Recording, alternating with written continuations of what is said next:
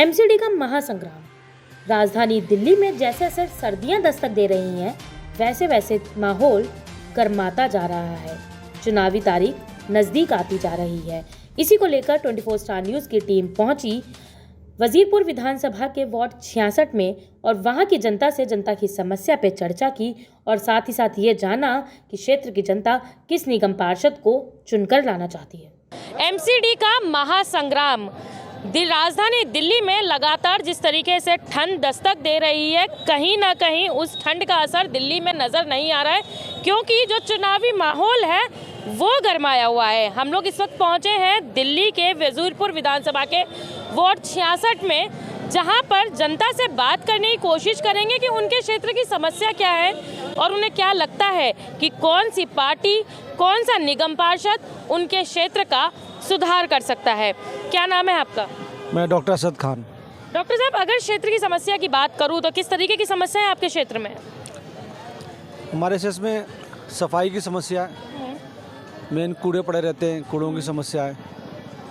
Main जो सबसे दिक्कत है सफाई, पार्कों की समस्या है, जो पार्क में मेंटेनेंस नहीं हो पाती, ये मेन समस्या है। कुछ सफाई की समस्या है, पार्कों की समस्या है। बच्चों के मद्देनजर रखकर चलें तो पार्क एक बहुत महत्वपूर्ण जगह है। क्या कभी किसी निगम पार्षद ने आके इसकी और गौर नहीं? इससे पहले तो नहीं था। जिस दिन से वो आम आदमी पार्टी आई उस दिन से पार्क हुआ, स्कूल हुआ, ये सब बहुत बेहतरीन सुरक्षा हुआ है, इसमें कोई शक नहीं है।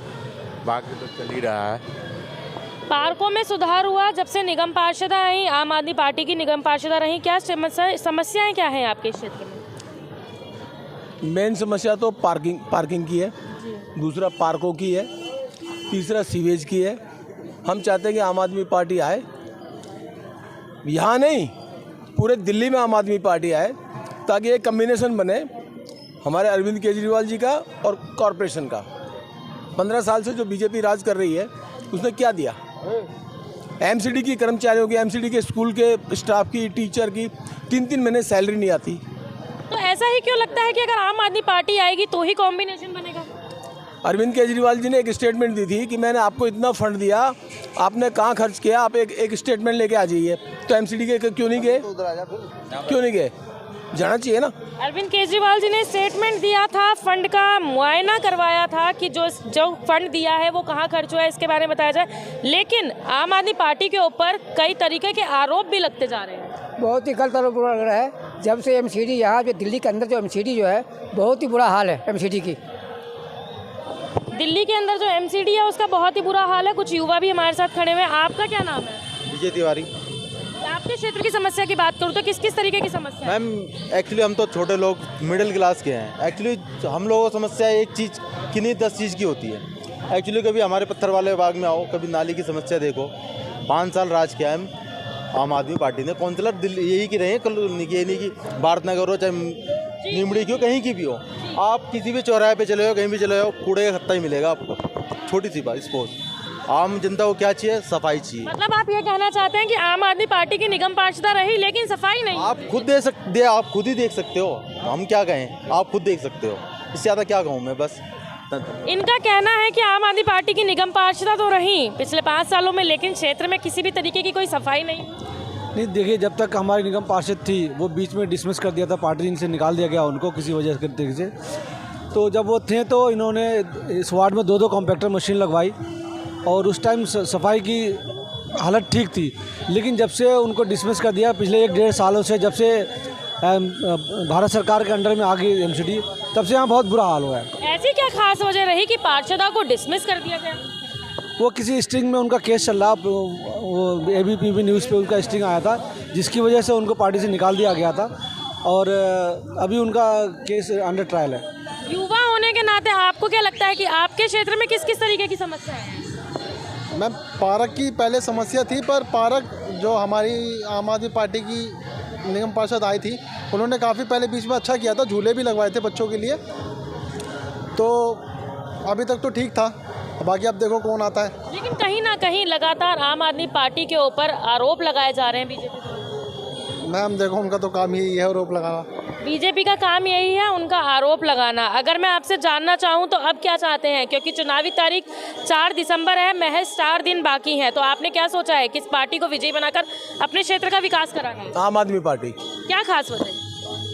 जो कहते हैं वो करते हैं केजरीवाल जी। लेकिन अभी तक तो आपके क्षेत्र में आम आदमी पार्टी की ही निगम पार्षद थी। वो जब थी एट प्रेजेंट की बात करो मैडम। एट प्रेजेंट में आप आम आदमी पार्टी को या आप लोगों से जानना चाहूंगी, आप लोगों को क्या लगता है किस पार्षद को आपके क्षेत्र में आना चाहिए? आम पार्टी को आना चाहिए, झाड़ू वाले को हम वोट देंगे हमेशा। क्या क्या उम्मीद रखते हैं आप कि अगर विधायक आएगा, कोई भी पार्षद बनकर आएगा तो वो आपके क्षेत्र में विकास कार्य करेगा? हाँ करेगा जी, कोई नहीं करेगा जी। हमारे केजरीवाल आएंगे, सब कुछ करेंगे हमारे लिए।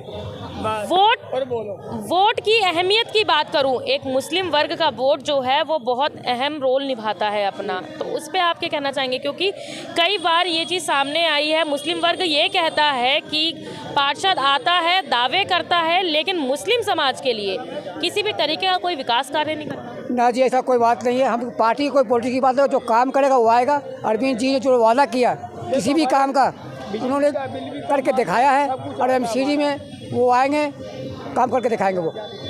लोगों का यहाँ पे यही कहना है कि भाई अगर आम आदमी पार्टी की पार्षदा जीत कर आती है तो वो विकास कार्य करेगी। आपसे दोबारा जानना चाहूँगी, क्योंकि आपने कहा कि पार्षदा रहे लेकिन उन्होंने कोई विकास कार्य नहीं करा। आपको क्या लगता है कि निगम के चुनाव पे कौन आएगा? हमें तो जनता तय करेगी। अब तो स्पोर्ट्स सी बात है, जब कोई टिकट ला के कोई 70-80 लाख रुपए दे सकता है तो क्या विकास करेगा? छोटी स्पोर्ट्स सी बात। बहुत बड़ा आरोप लगाया गया है कि टिकट 70-80 लाख रुपए में लाई गई है। छोटी सी बात है ये तो, हर किसी की जुबानी है। तो देखो जी, आपने जनता से राय तो ले ली है, आपको यहाँ पे दिख भी रहा है सारे आम आदमी पार्टी झाड़ू कर रहे हैं।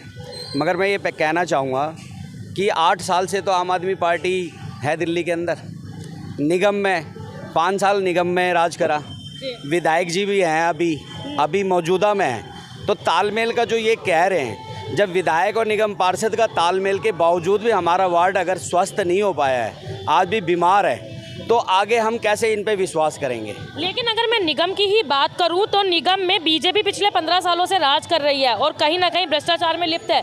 लोगों का आरोप है कि अगर निगम में जाके काम करवाया जाए तो सबसे पहले अधिकारी रिश्वत मांगते हैं। मैं आपके द्वारा एक संदेश देना चाहूँगा, और जनता आज ना पहले वाली जनता नहीं है जिनको जानकारियाँ नहीं होती थी।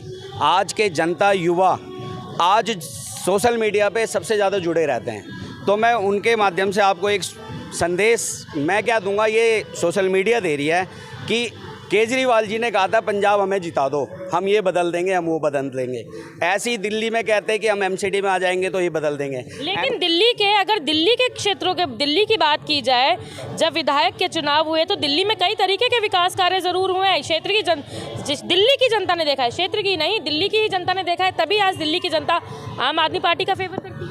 अभी तो फिलहाल हम निगम की तैयारी कर रहे हैं, जनता निगम को एक प्रतिनिधि को निगम पार्षद चुन रहे हैं, तो हम निगम की ही बात करें तो ज़्यादा बढ़िया है। ना तो ये केजरीवाल जी का इलेक्शन है और ना ही किसी और बड़े नेता का, तो हमें तो ऐसा निगम पार्षद चाहिए ना जो हमारे वार्ड में अच्छा काम कर सके, हमारे वार्ड को सुंदर बना सके।